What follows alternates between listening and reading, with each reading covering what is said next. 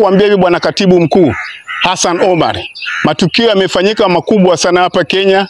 Sidhani kama wewe ni mtu wa kawaida. Wewe ni mtu ambaye ni msemaji wa serikali ama msemaji wa chama cha UDA.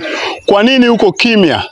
Hili kwa sababu umezoea kupewa mamlaka. Kila kitu wewe unapewa, alafu unakosa ile legitimacy ya kuongea. Watoto wamepigwa leo, mwenzako Sifuna ameongea. Juzi ufisadi unasema juu ya rais, hata uwezi kurespond, basi umdefend hiyo rais mkorofi. Haya, mauaji yalifanyika hapa Kenya ya vijana, umenyamaza. What kind of Secretary General are you bwana Hassan Omar? Wewe umezoea kupewa. Kuanzia mwanzo Kenya National Commission of Human Rights ulipewa, ukaenda ukafanya kazi mbovu. Wakati wa uchaguzi wa 2013 pia ukapewa tiketi, ukafanya kazi mbovu kama senator. Kila kitu ukipewa you are underperforming. Kazi yako ni kupeleka urembo pale Arusha, hakuna kazi ya maana unafanya, Wakenya wanaumia, wanateseka.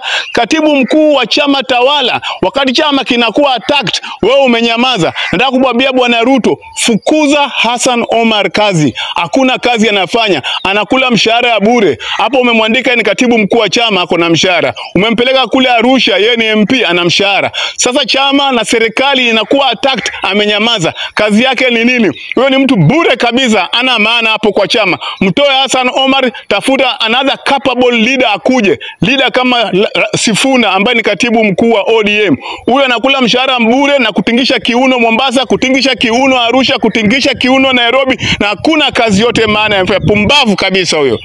Asante.